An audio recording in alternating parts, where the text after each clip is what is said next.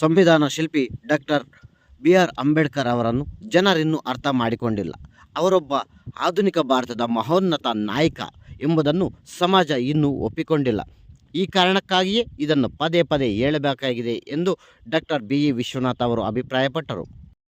December 6 ಶನಿವಾರ ರಾತ್ರಿ 9 ಗಂಟೆ ಸಮಯದಲ್ಲಿ ತಾಲೂಕಿನ ಸಾದಲಿ ಗ್ರಾಮದಲ್ಲಿ ಹಮ್ಮಿಕೊಂಡಿದ್ದ ಅಂಬೇಡ್ಕರ್ ಅವರ 69ನೇ ಮಹಾಪರಿನಿರ್ವಾಣ ಕಾರ್ಯಕ್ರಮದಲ್ಲಿ ಅಂಬೇಡ್ಕರ್ ಅವರ ಪುತ್ಥಳಿಗೆ ಪುಷ್ಪಾರ್ಚನೆ ಸಲ್ಲಿಸಿ ಮಾತನಾಡಿದ ಅವರು, ಅಂಬೇಡ್ಕರ್ ಅವರ ಬಗ್ಗೆ ತಿಳಿದಿರುವುದಕ್ಕಿಂತ ತಿಳಿಯದಿರುವುದೇ ಹೆಚ್ಚು. ಅವರನ್ನು ಅಪಾರ್ಥ ಮಾಡಿಕೊಂಡುವವರೇ ಹೆಚ್ಚು ಜನರಿದ್ದಾರೆ. ದೇಶವನ್ನು ಸಮಾನತೆಯ ಆಧಾರದಲ್ಲಿ ಸಾಮಾಜಿಕ, ರಾಜಕೀಯ, ಆರ್ಥಿಕ ಕ್ಷೇತ್ರಗಳಲ್ಲಿ ಸದೃಢಗೊಳಿಸಿದ ಅವರು ಆಧುನಿಕ ಭಾರತದ ನಿರ್ಮಾತೃ ಆಗಿದ್ದಾರೆ. ಅವರೆಂದೂ ತಮಗಾಗಿ, ತಮ್ಮ ಕುಟುಂಬಕ್ಕಾಗಿ ಬದುಕಲಿಲ್ಲ.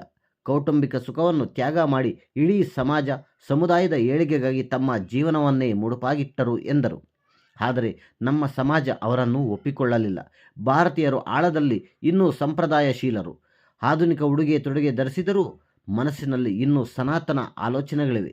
ಸಾಂಪ್ರದಾಯಿಕ ಸಮಾಜವು ಶೋಷಿತ ಸಮಾಜದ ಬುದ್ಧಿವಂತರ ವೈಚಾರಿಕತೆ, ಪ್ರಬುದ್ಧತೆಯನ್ನು ಒಪ್ಪಿಕೊಳ್ಳುವುದಿಲ್ಲ. ಗೌತಮ ಬುದ್ಧ, ಬಸವಣ್ಣ, ಪೆರಿಯಾರ್, ನಾಲ್ವಡಿ ಕೃಷ್ಣರಾಜ ಒಡೆಯರ್ ಅವರನ್ನು ವಿರೋಧಿಸದಂತೆ ಅಂಬೇಡ್ಕರ್ ಅವರನ್ನು ವಿರೋಧಿಸಿದೆ ಎಂದರು.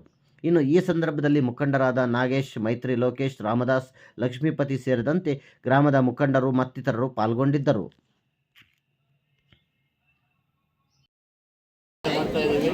ಈ ಒಂದು ಕಾರ್ಯಕ್ರಮಕ್ಕೆ ನಮ್ಮ ವಿಶ್ವ ಅವರು KPCC ಮಾಧ್ಯಮ ವಕ್ತಾರರು ಆಗಮಿಸಿದ್ದಾರೆ. ನಮ್ಮ ಬಳಗದಿಂದ ಖುಷಿಯಾದಂಥ ವಿಚಾರ ಏನಪ್ಪಾ ಅಂತಂದ್ರೆ, ಇಡೀ ತಾಲೂಕಿನಾದ್ಯಂತ ಸಾದ್ಲಿ ಗ್ರಾಮದಲ್ಲಿ ಅಂಬೇಡ್ಕರ್ ಅವರಿಗೆ ವಿಶೇಷವಾದಂಥ ಪ್ರಾಧಾನ್ಯತೆ ಕೊಡ್ತಿದ್ದೀರಾ. ಅದಕ್ಕಾಗಿ ತಮ್ಮ ಇಡೀ ನಮ್ಮ ಸಾದ್ಲಿ ಹೋಬಳಿಗೆ ನಾನು ಚಿರಋಣಿಯಾಗಿರ್ತೀನಿ. ತಮ್ಮೆಲ್ಲರಿಗೂ ನನ್ನ ಹೃದಯಪೂರ್ವಕವಾದಂಥ ಅಭಿನಂದನೆಗಳನ್ನ ತಿಳಿಸ್ತೇನೆ. ಏನಿವತ್ತು ಬಾಬಾ ಸಾಹೇಬ್ ಅಂಬೇಡ್ಕರ್ ಅವರ ಬ್ಲ್ಯಾಕ್ ಡೇ ಅಂತ ಏನ್ ಕರೀತಾರೆ, ಬಾಬಾ ಸಾಹೇಬ್ ಅಂಬೇಡ್ಕರ್ ಅವರು ಭಾರತ ಸಂವಿಧಾನವನ್ನ ಈ ದೇಶಕ್ಕೆ ಏನಾದ್ರು ಕೊಡ್ಲಿಲ್ಲ ಅಂದಿದ್ರೆ ಇವತ್ತು ನಾವೆಲ್ಲ ಒಂದು ಮೂಲೆ ಗುಂಪು ರೀತಿಯಲ್ಲಿ ಇರ್ಬೇಕಾಗಿತ್ತು.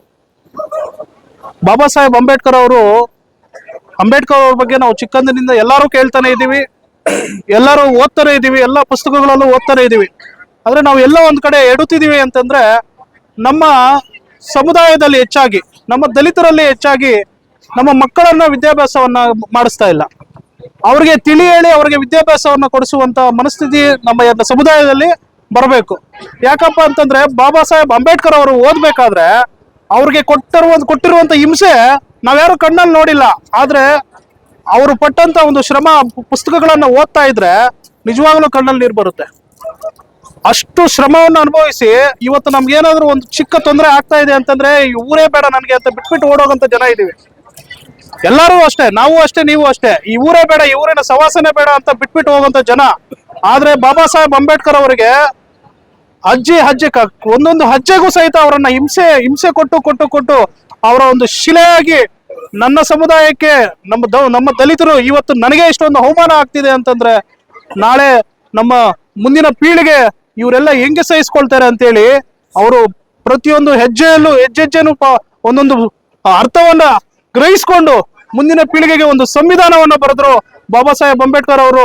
ಇವತ್ತು ನಾನು ಹಾಕಿರೋ ಬಟ್ಟೆ, ನೀವು ಹಾಕಿರೋ ಬಟ್ಟೆ, ನಾನು ಹಾಕಿರೋ ಚಪ್ಪಲಿ, ನಾವು ಓಡಾಡುತ್ತಿರುವಂತ ರಸ್ತೆ ಆಗ್ಬೋದು, ನಾವು ಓಡಾಡ್ತಾ ಇದ್ದ ಕಾರು, ಸೈಕಲ್, ಬೈಕ್ ಏನೇ ಇರ್ಬೋದು, ಇವೆಲ್ಲ ನಮ್ಗೆ ಯಾರಾದ್ರೂ ಒಬ್ರು ಕೊಟ್ಟಿದ್ದಾರೆ ಅಂತಂದ್ರೆ ಅದು ಬಾಬಾ ಸಾಹೇಬ್ ಅಂಬೇಡ್ಕರ್ ಅವ್ರು ಮಾತ್ರ.